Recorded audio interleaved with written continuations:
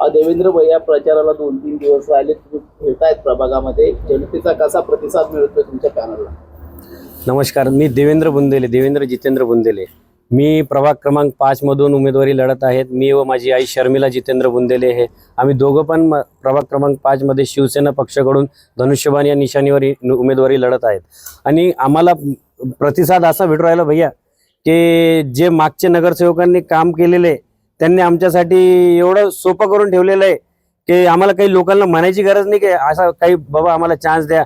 भैया लोक डायरेक्ट म्हणून राहिले की आता तुम्हीच म्हणे सगळ्यांवर विश्वास टाकून बसले, आता तुमच्यावर एकदा म्हणे. विरोधकांचे कुठले मुद्दे आहेत ज्यावरती जनता नाराज आहे, प्रभागातील मतदार नाराज आहेत, त्याचा तुम्हाला आता फायदा होऊ शकतो? विरोधकांचे पहिला मुद्दा विरोधकांचा हे बाबा ते एक तर लवकर उठत नाही आणि त्यांच्यापर्यंत लोक जाणार नाही. कोण जाईन तिथं नाली चोकअप झाली किंवा रस्त्यामध्ये काही पद दिव्यासाठी त्यांच्या घरापर्यंत कोणी जाऊ शकत नाही, कोणाची हिंमत पण नाही. आणि ते म्हणतात ना चहापेक्षा केटली गरम. भैया जरी चांगले असन पण त्यांचे खालचे जे असन त्यांना ते आता मी त्यांच्याबद्दल मला काही जास्त बोलायचं नाही.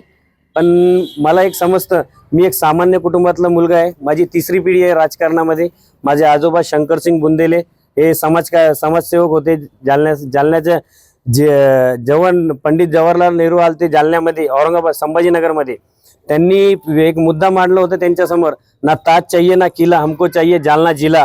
तेव्हा जेव्हा जालना जिल्ह्याचा विभाग औरंगाबादमध्ये होता तेव्हा जालना जिल्हा स्थापित झाला. त्याच्यामध्ये आमच्या आजोबाचा सिंहाचा वाटा आहे. आणि त्याच्यानंतर माझे वडील स्वर्गीय जितेंद्र शंकरसिंह बुंदेले, त्यांच्याबद्दल तर काही सांगायची गरज पण नाही. मला लोकांना स्वतः माहिती आहे त्यांनी काय काय केलेले आहे. पक्षाने एक चांगला विश्वास टाकलाय, घरातून दोघांना उमेदवारी दिली आहे.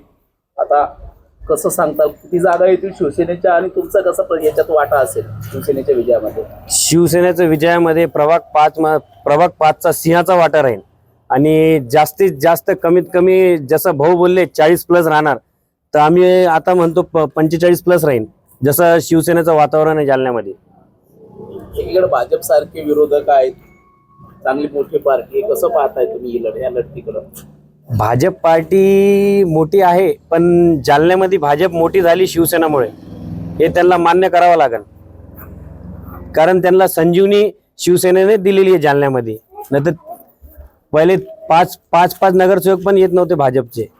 आज काय काँग्रेसचे लोक भाजपमध्ये येऊन म्हणजे घरचे लोक बाहेरचे पाहुणे घरात आले, घरचे बाहेर झाले, अशी गोष्ट झालेली सध्याला. शीतल विहार के बाद वो नाथनगर करवा नगर तो होगा, नाथनगर बाकी है, वेंकटेश नगर का थोड़ा बहुत, रामनगर का वो छोटा एक ही लाइन पट्टी बचेली, वो करने का अपने को. यादें बनो और मैं क्या बोल रहा, हर एक काका मतदान की, तब जाके अपने को 20 बच्चे ऐसे चुनना है जिसने 100 मतदान के.